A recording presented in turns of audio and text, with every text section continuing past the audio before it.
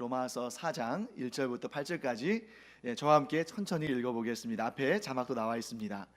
그런즉 육신으로 우리 조상인 아브라함이 무엇을 얻었다 하리요? 만일 아브라함이 행위로서 의롭다 하심을 받았으면 자랑할 것이 있으려니와 하나님 앞에서는 없느니라. 성경이 무엇을 말하느냐? 아브라함이 하나님을 믿음에 그것이 그에게 의로 여김진 바 되었느니라. 일하는 자에게는 그 삭시 은혜로 여겨지지 아니하고 보수로 여겨지거니와 이를 아니할지라도 경건하지 아니한 자를 의롭다 하시는 이를 믿는 자에게는 그의 믿음을 의로 여기시나니 일한 것이 없이 하나님께 의로 여기심을 받는 사람의 복에 대하여 다윗이 말한 바 불법이 사함을 받고 죄가 가리어짐을 받는 사람들은 복이 있고 주께서 그 죄를 인정하지 아니하실 사람은 복이 있도다 함과 같으니라. 아멘. 우리 오늘도 여전히 지난 몇 주간 계속했던 작업을 해야겠죠. 그래서 구원의 순서 혹은 구원의 서정이라고도 하고요, 구원의 적용이라고도 표현하는 이 10단계를 한번 또 살펴보겠습니다. 우리 PPT를 좀 올려주실까요? 네, 구원의 적용이라고 표현한 것은 뭐냐면 성령께서, 예수 그리스도께서 이루신 구원의 역사를 우리 안에 적용하심으로 우리가 구원받게 하시는 그런 내용들을 우리가 구원의 적용이라고 표현합니다. 그래서 여기 보시면 과거적 구원은 우리의 구원을 위해서 이미 이루어진 일들입니다. 그런데 이 일들은 대부분, 아니 거의 90% 이상 예수님께서 이루신 것이고, 그 가운데 약간의 우리의 노력과 의지가 포함되어 있죠. 그리고 현재적 구원은 무엇입니까? 예수를 믿어 구원을 받은 하나님의 자녀들이 이 현재의 삶 가운데 그 구원받은 삶의 기쁨, 그 구원받은 삶의 정체성을 이루며 점점 발전해 나가는 이런 상황이죠. 그래서 그걸 현재적 구원이라고 표현을 했습니다. 그리고 미래적 구원은 무엇입니까? 장차 이루어질 이 구원의 완성체를 우리가 미래적 구원이라고 하죠. 그래서 우리가 지금까지 어디까지 배웠냐면 과거적 구원의 소명, 중생, 회심, 연합까지 배웠고, 오늘 칭의를 배울 차례입니다. 그래서 칭의는 무엇인가 하는 것을 우리가 오늘 자세히 살펴보도록 하겠습니다. 자, 여러분, 칭의라는 것은 이 구원론, 우리가 이제 성령의 적용을 통해서 구원을 받는데 이 구원론의 꽃이라고 할 수 있어요.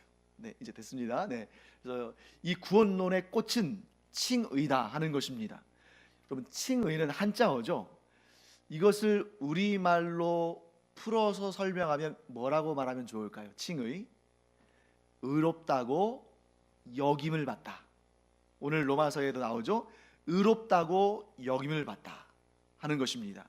그리고 우리가 로마서의 이런 내용들을 네 자의 한자로 이루어진 단어로 뭐라고 말하냐면 이신칭의, 곧 믿음으로써 의롭다 하심을 얻는다 하는 그런 내용입니다. 그런데 여러분, 이 칭의가 굉장히 중요해요. 어떻게 보면 이 10가지의 이 구원의 어떤 단계들 중에서 가장 하이라이트를 하나를 꼽자면, 물론 다 중요합니다만 하나를 꼽자면 당연히 칭의를 꼽을 수 있어요.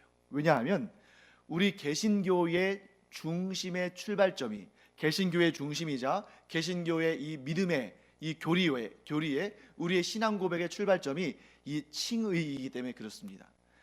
여러분, 우리가 그리스도교, 예수를 믿는 이 기독교, 그리스도교를 이제 한자어로 기독교라고 표현하죠. 기독교라고 했을 때 이 기독교 안에는 보통 우리나라에서 기독교라고 말하면 이 개신교만을 주로 생각합니다만, 사실은 기독교 혹은 그리스도교라고 하면 그 가운데에 개신교가 일부예요. 즉 우리 개신교를 기독교라고 할 수는 있지만 기독교를 개신교라고 하는 것은 완전히 맞는 말은 아니에요. 왜냐하면 기독교 안에는 다양한 그러한 분파들이 있습니다. 여러분과 제가 지금 신앙생활을 하고 있는 이 개신교도 기독교의 한 부분이고, 그 다음에 천주교도, 우리 카톨릭이라고 하죠. 로마 카톨릭, 천주교도 기독교의 한 부분입니다. 그리고 또 어떤 부분들이 있을까요? 정교회. 그래서 정교회는 이 그리스 정교회가 있고 또 러시아 정교회가 있어요. 또 아르메니아 정교회도 있죠. 다양하죠. 이러한 다양한 분파들이 또 다양한 그런 종파들이 있습니다. 근데 그 중에서 우리는 뭐라고요? 개신교. 이 개신이라는 말이 이 개자가 들어가서 요즘 사람들이 조금 놀립니다만, 개신교는 뭐냐면 다른 말로 하면 개혁하다, 고치다, 잘못된 것을 개선하다, 이런 의미가 있어요. 그러면 무엇을 고쳤을까요? 무엇인가 잘못된 것이 있으니까 고치지 않았겠습니까? 무엇을 고쳤냐면 이것은 로마 카톨릭 교회를 고친 것입니다. 더 정확히 말한다면 중세의 로마 카톨릭 교회의 잘못된 부분들을 고치고 개혁해서 출발한 교회가 개신교회예요. 여러분, 로마 카톨릭 교회가 처음부터 잘못된 것은 아닙니다. 그리고 모든 것이 잘못된 것도 아니에요. 그런데 어떤 부분에 있어서 굉장히 잘못된 형태를 취해서 나가니까 그 가운데 개혁운동이 일어난 것입니다. 그래서 여러분, 우리에게 굉장히 잘 알려져 있는 종교개혁의 유명한 인물들 있죠. 여러분들 아시는 분 누가 있어요? 종교개혁의 인물들? 마틴 루터, 그 다음에 칼빈. 이건 칼빈은 영어식으로 발음해서 그렇고요. 원래는 이 사람은 프랑스 사람이기 때문에 장 깔뱅, 그 다음에 쯔뱅글리, 후스, 이렇게 여러 사람들이 있습니다. 종교개혁과 관련해서. 그런데 이 사람들은 사실은 원래 신부는 뭐겠어요? 로마 카톨릭의 사제들, 신부들인 거죠. 왜 그러냐면 이들이 하나님의 말씀을 계속 전문적으로 열심히 연구를 하다 보니까 기존의 로마 카톨릭 교회가 가지고 있는 이 교회적인 전통이 성경적이지 않다는 것을 깨달은 거예요. 오히려 일반 성도들은 그것을 알 수가 없습니다. 왜냐하면 중세시대 때는 오늘날 우리가 보는 것처럼 그 나라의 언어로 성경을, 번역된 성경을 갖고 있지 못했어요. 근데 그것이 그렇게 번역할 사람이 없어서 번역된 성경을 갖지 못한 것이 아니라 로마 카톨릭이 의도적으로 성경 번역을 막았습니다. 그리고 성경 번역은 어떻게 됐냐면 오직 라틴어로만, 이 종교 사제들, 카톨릭 사제들만 읽을 수 있고 연구할 수 있고 번역할 수 있는 라틴어로만 기록되게 했어요. 일반 사람들은 이 라틴어로 되어 있는 성경을 읽을 수도 없고 깨달을 수도 없습니다. 그러니까 어떻게 하냐면 그저 신부님이 알려주면 그것이 진리라고 생각한 거예요. 그러다 보니까 어떤 문제가 생깁니까? 이상한 교리들이 나오는 거예요. 성경 그대로의 메시지가 아니라 교회가 만들어 놓은, 그래서 성도들을 좀 어떻게 자기 마음대로 이렇게 좀 이끌어가고자 하는 그런 불순한 의도 가운데에 이루어진 잘못된 교회들이 발생하기 시작한 것이죠. 예를 들면 가장 대표적인 것이 면죄부를 판매한 것이죠. 이것은 로마 카톨릭도 이미 그 오류를 인정하고 이미 수정을 했습니다. 사람이 죄를 지으면, 정말 흉악한 죄를 지으면 지옥에 떨어진다는 거예요. 그런데 사람들 중에 의로운 사람들 있잖아요. 의로운 사람들은 천국에 올라간다는 겁니다. 근데 문제는 뭐냐면 어중간한 사람들이죠. 어중간한 일반 사람들은 이 사람이 천국 가기도 애매하고 그렇다고 지옥으로 보내기도 애매하니까 어디로 보내냐면 연옥으로 보내는 거예요. 연옥에 보내서 일정한 기간 동안에 테스트를 거칩니다. 그래서 상당한 기간 동안에 이런 점검을 통해서 어떤 이는 천국에 가기도 하고 어떤 이는 지옥에 가기도 해요. 그런데 어떤 주장이 나오기 시작했냐면 이 성 베드로 성당 같은 이런 엄청난 인류의 문화유산이잖아요. 정말 가보고 싶은 것이고 또 굉장히 찬란한 인류의 문명이죠. 하지만 그런 것을 지키기 위해서는 돈도 필요하지 않겠습니까? 그래서 그런 재원을 마련하기 위해서 어떤 머리를 썼냐면 그 연옥에 있는 사람들을 위해서 그의 이 땅에 살아있는 가족들이 교회에 헌금함에 헌금을, 예를 들면 금화를 넣는 그 순간, 그 헌금꾀에 짤그랑하고 그 금화가 떨어지는 그 순간 그 연옥에 있는 가족들이 천국으로 직행한다.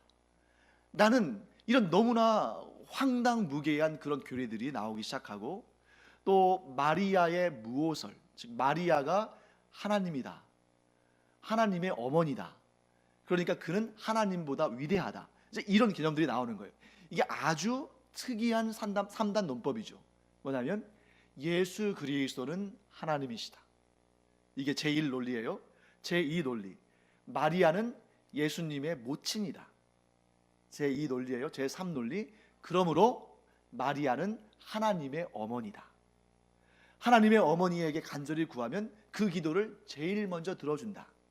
그래서 이제 성당에 가게 되면 우리는 그리스도교, 기독교이기 때문에 어떠한 성상도 두지 아니하고 오직 예수 그리스도 이름으로 기도합니다만, 성당에 가서 제일 먼저 눈에 띄는 것은 뭔가요?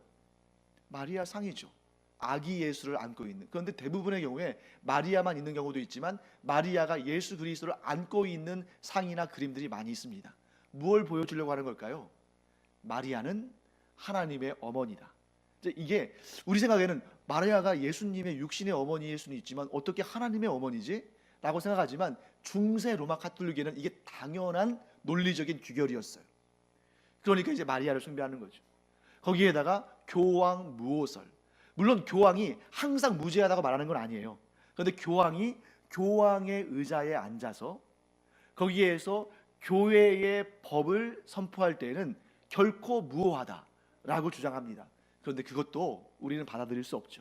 왜냐하면 우리는 진리이신 하나님의 말씀 외에는 무오한 것이 없다고 믿습니다.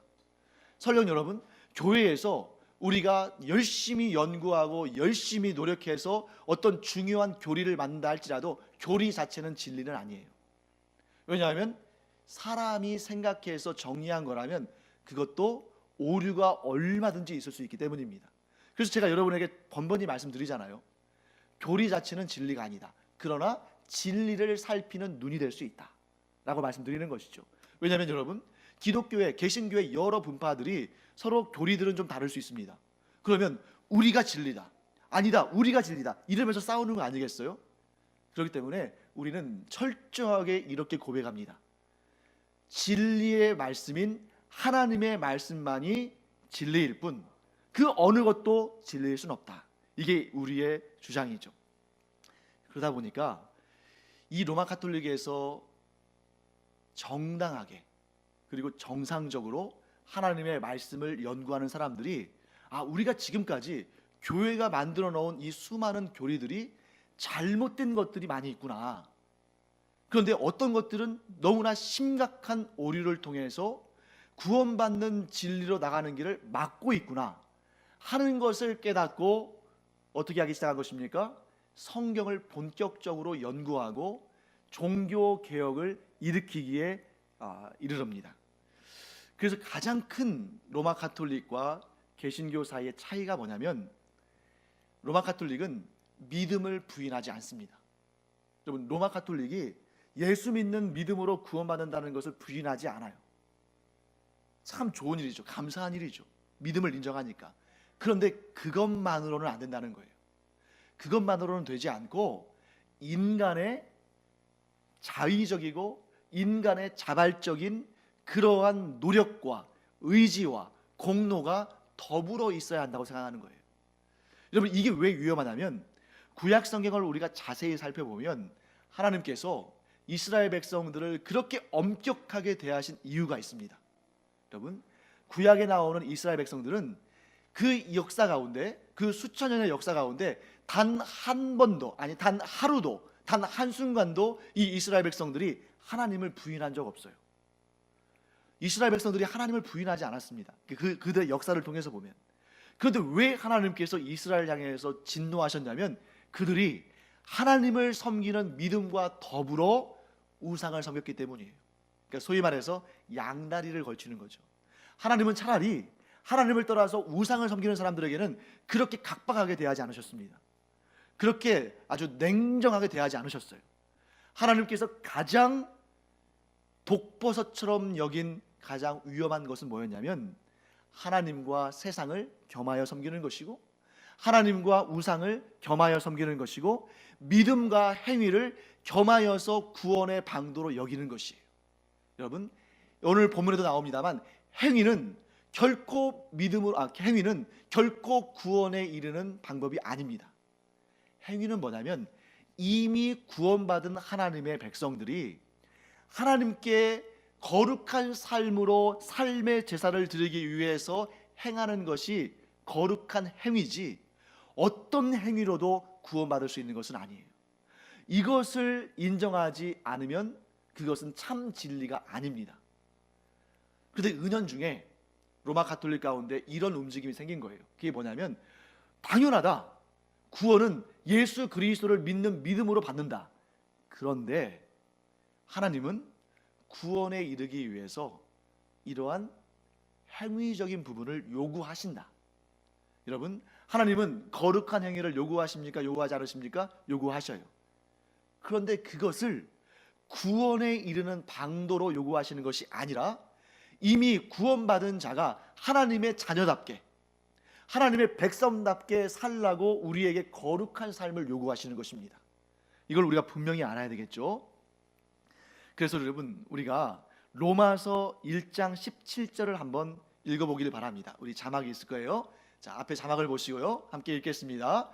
복음에는 하나님의 의가 나타나서 믿음으로 믿음에 이르게 하나니 기록된 바 오직 의인은 믿음으로 말미암아 살리라 함과 같으니라. 아멘. 칭의는 의롭다 여기심을 받는 것인데, 의롭다 여기심을 받는 것이 오직 무엇으로 이루어지는 거라고요? 믿음으로. 하나님께서 내게 행하신 놀라운 역사를 믿음으로 말미암아 우리는 의롭다 여김을 받는 것입니다. 루터 얘기가 나왔으니까 잠깐 제가 루터 얘기를 한번 소개해 드리겠습니다. 루터는 22살, 그러니까 그 젊은 나이에 22살에 친구와 함께 말을 타고 가다가 번개를 맞았어요.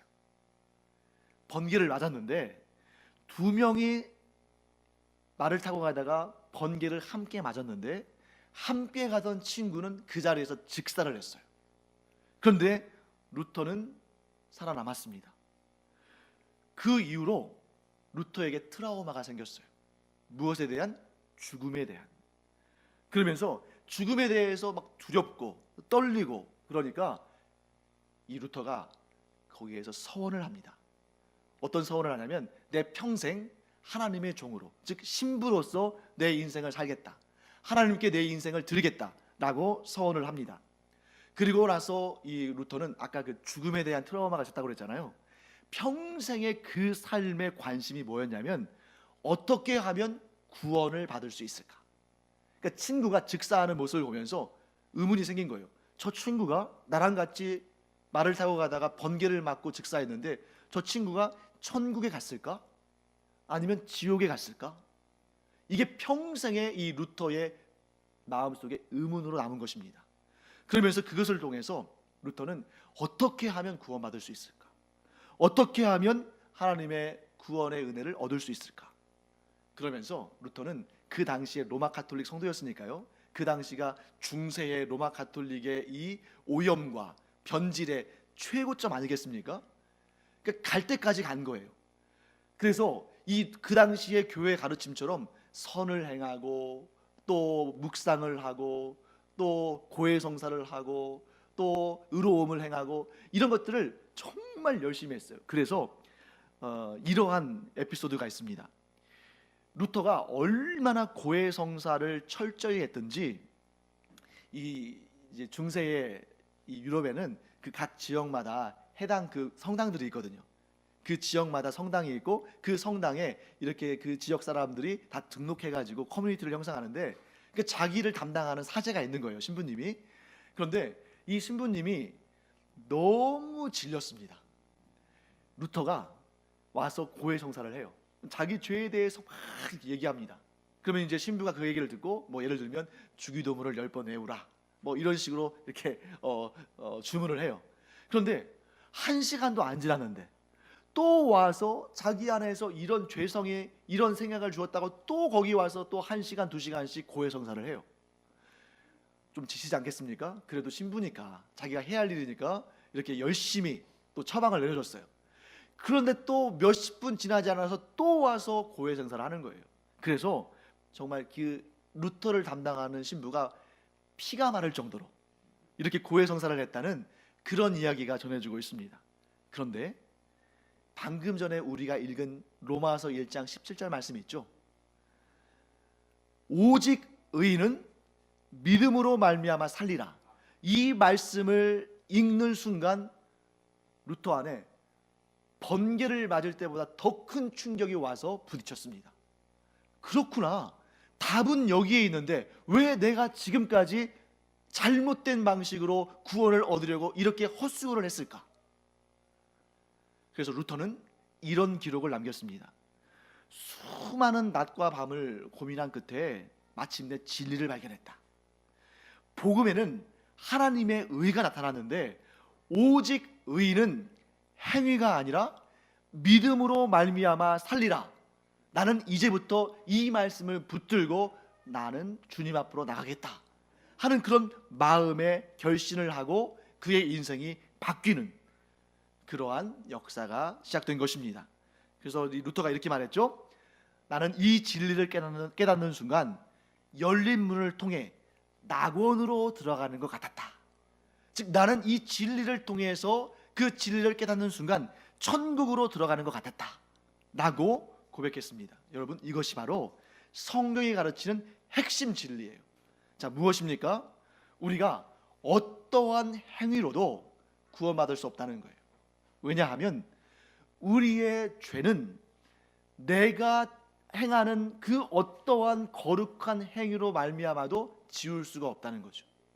마치 뭐와 같냐면 여러분, 이렇게 하얀 옷에 먹물이 묻었을 때 우리가 아무리 열심히 아무리 강력한 세제로 빨아도 그 흔적은 남습니다.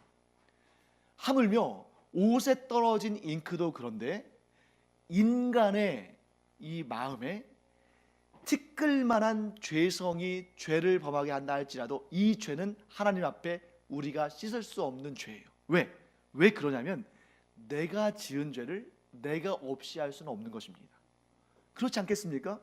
자, 내가 이 죄를 만회하기 위해서 아무리 열심히 의를 행하고 선을 행해도 이 지은 죄 자체는 없어지지 않는 거예요. 그렇기 때문에 하나님께서는 이 죄의 값을 물으셔요. 그래서 여러분, 칭의라는 것은 뭐냐면 의롭다고 여겨주는 거예요. 그런데 하나님께서 누군가를 의롭다고 여겨주실 때에는 두 가지가 요구돼요. 하나님께서 우리를 의롭다고 여겨주실 때는 두 가지가 요구되는데 그 중에 첫 번째가 뭐냐면 죄값이 지불돼야 되는 것입니다. 죄를 지었으니까 죄값을 지불해야 돼요. 그런데 그 죄값은 생명으로 지불되게 되어 있어요. 그런데 내가 내 생명으로 내 죄값을 지불하면 나는 그것으로 끝인 거예요. 그 이후에 소망이 없는 겁니다. 왜? 내 생명값으로 죄값을 지불했으니까. 우리에게는 또 다른 기회나 또 다른 가능성은 없는 것입니다.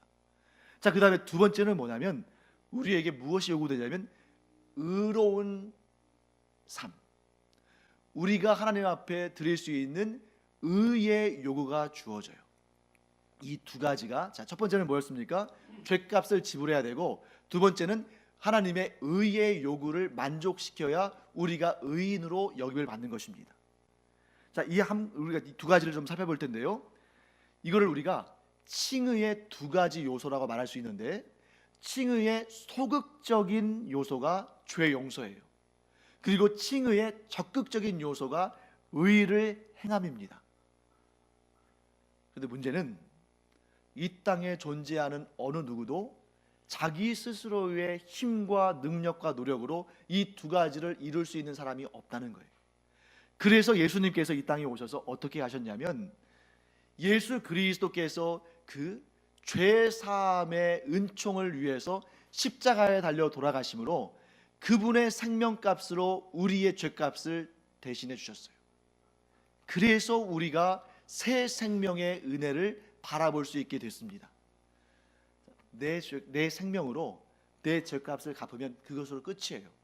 새 생명은 없는 것입니다. 그런데 우리가 내가 도무지 갚을 수 없는 그 죄값을 예수님께서 대신 갚아주시면서 우리를 새로운 피조물로 만들어 주신 거죠. 그러면서 우리에게 소망이 생긴 것입니다. 그런데 이것만으로 여러분, 우리는 흔히 여기까지만 생각을 해요. 예수님께서 나를 위해서 내 죄값을 갚아주심으로 내가 의롭다 여기심을 받았다, 틀린 말은 아닌데 완전한 말도 아닙니다. 왜냐하면 플러스 마이너스 했을 때 이것은 제로예요. 왜냐하면 내 죄로 말미암아 영원히 죽게 된 사람이 예수님의 영원한 생명으로 이 죄값을 갚았습니다. 그러면 플러스 마이너스 하면 0이 되는 거예요. 그래서 우리가 이 죄 용서, 죄값을 지불하는 것을 칭의의 소극적 요소라고 하는 거예요. 그런데 우리가 하나님 앞에 의롭다 여김을 받으려면 플러스가 되어야 할 것 같지 않습니까? 그건 뭐냐면 예수님께서 우리를 위해서 의의 옷을 입혀주신 것입니다. 자, 제가 옷을 입는 걸로 한번 비유를 해볼게요. 예수님께서 우리 죄값을 당신의 영원하신 생명으로 대신 갚아주신 것은 뭘 의미하냐면 우리의 죄의 옷을 벗겨주신 거예요. 예수님의 십자가의 사역으로 우리의 죄의 옷을 벗겨주셨어요. 그러니까 하나님 보실 때에는 우리는 더 이상 죄인은 아니에요. 그렇기 때문에 하나님 앞에서 죄인이 아니기 때문에 의인입니다. 그런데 예수 그리스도를 믿는 그 믿음으로는 우리는 하나님 앞에 벌거벗고 서 있는 거예요. 죄인은 아닙니다. 그런데 벌거벗고 서 있는 의인이에요. 근데 우리가 예수 그리스도를 믿을 때에는 거기까지만이 아닙니다. 우리가 예수 그리스도를 믿는다는 것은 무엇까지 나가냐면 예수님께서 우리에게 의의 옷을 입혀주시기 위해서 율법의 모든 요구를 이루시고 그것을 율법의 모든 의를 이루시고 거룩하고 의롭다 여기심을 받는 그것을 우리에게 입혀주신 거예요. 이 두 가지가 칭의의 두 가지, 즉 소극적이고 적극적인 그러한 요소들입니다. 그럼 여러분 이제 여러분들이 이전의 생각과는 조금 다른 관점을 가지셔야 돼요. 칭의는 단지 의롭다 여기심을 받는 것으로 그치는 것이 아닙니다. 그것은 뭐냐면 소극적인 의미와 적극적인 의미가 함께 가는 것인데 예수님께서 내 죄값을 갚으시기 위해서 십자가에 달려 죽으셨고 그것을 믿는 자마다 하나님 앞에 더 이상 죄인으로 서지 않는다 하는 것입니다. 거기에다가 한 가지 더, 예수님께서 율법의 모든 요구를 순종하셔서 이루신 것은 내가 하나님 앞에서는 내가 하나님 앞에 의를 이룬 사람이라는, 즉 하나님 앞에 의의 옷을 입고 있는 사람이라는 것을 예수님께서 우리에게 선물로 주신 거예요.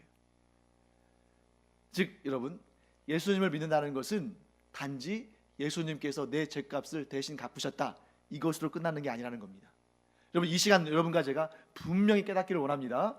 우리가 예수님을 믿는다는 것은 소극적인 요소와 적극적인 요소가 있어요. 거기에서 우리가 예수님을 믿는다고 할 때 그 믿음 가운데 소극적인 요소는 뭡니까? 예수님께서 십자가에 달려 죽으심으로 내 죄값을 다 갚으시고 나는 이제 더 이상 하나님 앞에 죄인으로 여김받지 않는다. 이게 칭의의 소극적인 요소입니다. 그 다음에 두 번째, 칭의의 적극적인 요소는 뭐예요? 예수님께서 나를 위해서, 하나님 앞에 서게 될 나를 위해서 율법의 모든 요구를 이루시고, 그리고 그 율법의 모든 요구를 이루신 그 완성을 우리에게 전가라는 것은 주셨다는 거예요. 우리에게 주심으로 말미암아 우리가 예수님이 우리에게 입혀주신 의의 옷을 입고 하나님 앞에 설 때에 하나님께서 우리를 향해서 너는 의인이다 라고 말씀하신다는 것이죠. 여러분, 이 두 가지를 함께 아는 여러분과 제가 되기를 간절히 축원합니다. 그래서 제가 옷 입는 걸로 비유를 드렸잖아요. 그 이유가 있습니다. 여러분, 구약을 보시면 야곱의 아들들 가운데 요셉이 있죠. 그 요셉과 관련되어 있는 그런 내용들을 쭉 보면 요셉은 야곱의 11번째 아들이었어요. 그럼에도 불구하고 야곱이 요셉에게 무엇을 입혀줬냐면 채색 옷을 입혀줬어요. 그 옷 하나 좀 색깔 있는 옷 입혔다고 해가지고 뭔 차이가 있을까 할지 모르지만 야곱이 요셉에게 채색 옷을 입혀주는 그 순간부터 야곱의 10명의 아들들이 즉 요셉의 10명의 형들이 요셉을 질투하기 시작했습니다. 어느 정도 질투하기 시작했냐면 그를 죽일 정도로, 그를 요셉을 죽이려 할 정도로 질투를 했어요. 왜 그럴까? 여러분, 우리가 볼 때는 그냥 색깔 있는 옷 하나 입혀준 것처럼 보일지 모르지만 그들 사이에서는 채색 옷은 곧 상속자를 의미하는 것입니다. 그 많은 아들 가운데, 그러니까 지금 옛날에는 우리나라도 그랬잖아요. 많은 자식들 가운데 상속자는 한 명이고 그 상속자가 자기 기분에 따라서 상속받은 것을 나눠주기도 하고 어떤 경우에는 미우면 아예 안 주기도 했어요. 그런데 이 야곱이 12명의 아들들 가운데 누구를? 요셉을 상속자로 여겼다는 것입니다. 그러니까 그에게 채색옷을 입혔어요. 마찬가지입니다. 예수 그리스도께서 우리를 위해서 모든 율법의 요구를 이루시고 그리고 그 율법의 의를 이루신 그 의의 옷을 우리에게 입혀주실 때 우리가 그것을 믿음으로 받아들이면 우리는 하나님의 상속자가 되는 것이고 하나님 앞에 그리스도께서 이루신 의를 우리가 전가받음으로 말미암아 적극적인 의미에서 우리는 하나님 앞에 의인이 된 것입니다. 그래서 놀랍게도 그 의를 이룬 것이 우리가 아니라 누구라는 거예요? 예수님이시고 그것을 믿는 자에게는 이 의의 옷을 입혀주시고 우리가 하나님의 상속자가 되게 하신다는 거죠. 우리의 믿음은 이제 조금 더 여러분들이 세분화해서 알게 되는 거죠. 우리가 믿는 것은 단지 예수님께서 내 죄를 위해서 십자가에 달려 죽으셨다 이것만이 아니라 또한 예수님께서 나를 위해서 율법의 모든 요구를 이루시고 그 옷을 우리에게 입혀주셨다. 그런데 이 두 가지를 전부 우리는 무엇을 통해서 받아들이게 되냐면 오직 믿음으로 받아들이는 것입니다. 우리가 어떤 행위를 통해서 이 믿음을 우리 안에 받아들이는 것이 아니라 오직 믿음으로 이 예수님의 두 가지의 의를 우리가 받아들인다는 것이죠. 자, 여기서 여러분 제가 시간이 많이 지났으니까 굉장히 중요한 부분을 한 가지 더 말씀을 드리고 마무리하겠습니다. 여러분, 우리는 무엇으로 구원을 얻습니까? 믿음으로. 그런데 여러분, 이 믿음으로 구원을 얻는다는 이 지식이 우리에게는 약이 되고 복이 되기도 하지만 동시에 우리에게 독이 될 수도 있어요. 굉장히 조심해야 됩니다. 왜냐하면 어떤 경우에 이런 경우가 있습니다. 이 믿음이라는 것을 너무 강조하다 보니까 이 믿음 자체를 우리의 어떠한 의로운 행위로 여기기 쉽다는 거예요. 자, 잘 생각해 보세요, 여러분. 믿음을 지나치게 강조하다 보면 이 믿음이라는 이 말을 통해서 우리의 의를 드러내기가 쉽다는 거죠. 원래 이 믿음 자체는 왜 믿음이라는 방법을 통해서 하나님께서 우리를 구원하셨냐면 전적으로 우리의 어떤 행위도 우리의 어떤 공로도 우리의 어떤 의지도 배제하시고 오직 예수 그리스도께서 이루신 그 의의 역사를 통해서 우리가 구원받도록 하신 것인데, 왜냐하면 거기에 하나님께서 이루시는 그 구원에 우리가 숟가락을 얹어놓지 못하게 하셨어요. 왜냐하면 우리의 의지나 우리의 힘이 거기에 섞이면 이것은 불완전해지기 때문입니다. 어떤 경우에도 인간은 완벽할 수 없기 때문에 우리의 도움과 우리의 역사와 하나님의 역사가 합쳐져서 구원을 이룬다면 하나님 쪽에서는 문제가 없겠죠. 하지만 우리가 행하는 그 일은 언제든지 문제가 발생할 수 있습니다. 그래서 이 가장 중요한 구원이라는 이 역사를 이루심에 있어서는 전적으로 하나님의 단독적인 역사를 통해서 이 구원을 끌고 가시는 거죠. 전적인 하나님의 은혜입니다. 근데 거기에다가 우리가 그렇기 때문에 전적인 하나님의 은혜를 믿는 믿음으로 이 은혜를 얻는 것인데, 자꾸 우리가 이 믿음이 소중하다 보니까 믿음을 강조하다 보면 어떤 생각을 갖게 되냐면 내가 믿어서 구원받은 것이지, 원래 의도는 그것이 아니잖아요. 내 의지나 내 행위나 내 공로로 구원받는 것이 아니라 오직 예수께서 이루신 그 의의 공로로 말미암아 구원받는 것인데, 이게 어느덧 뒤돌아보니까 내가 믿어서 구원받은 거 아니야? 이 믿음, 내 안에 있는 믿음으로 구원받은 것이지 하면서 은근슬쩍 우리 안에 있는 죄성이 하나님의 역사보다 내 공로를 앞세우고자 하는 그러한 시험에 빠지기 쉽다는 거죠. 하나님이 의도하신 것과는 다른 방향으로 가는 것입니다. 사랑하는 성도 여러분, 항상 기억하기 바랍니다. 우리가 믿음으로 구원받는 것이 분명한 사실이지만 그 믿음조차도 하나님보다 앞서갈 수 없다. 그래서 우리가 이 두 가지의 진리를 전제로 하고 믿음을 얘기해야만 믿음이 우리 안에 독이 되지 않습니다. 우리 PPT를 한번 보여주실까요? 첫 번째는 뭐냐면, 자, 함께 읽어보죠. 첫 번째, 오직 하나님의 은혜로. 두 번째, 오직 예수 그리스도로. 즉 우리가 구원받는 것은 우리의 믿음으로 말미암는 것이지만 이 믿음을 얘기하기 전에 우리는 반드시 이 두 가지의 전제 조건을 마음속에 새겨야 됩니다. 우리가 구원받는 것은 오직 하나님의 은혜입니다. 나의 의지적인 노력이나 공로가 아니라 오직 하나님의 은혜로 우리가 구원받는 것이고, 또 이 구원의 역사는 내가 이룬 것이 아니라 오직 예수 그리스도께서 이루신 것이다.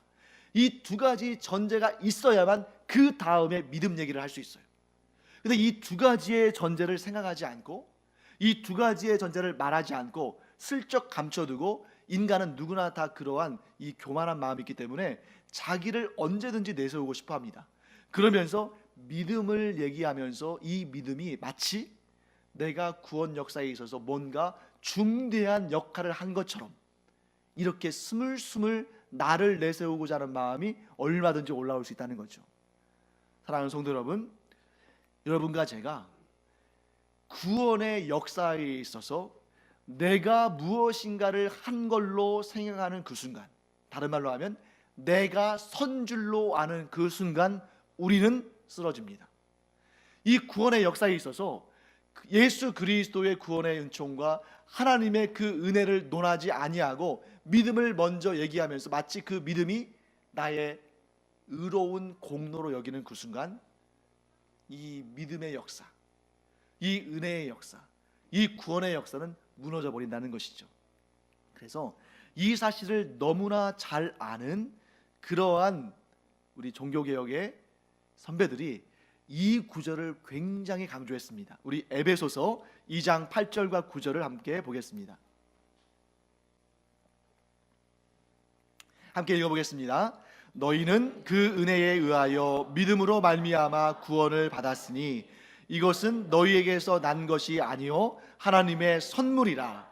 행위에서 난 것이 아니니 이는 누구든지 자랑하지 못하게 함이라. 아멘. 자, 구원은 뭐라고요? 하나님의 선물이에요. 하나님께서 주신 것입니다.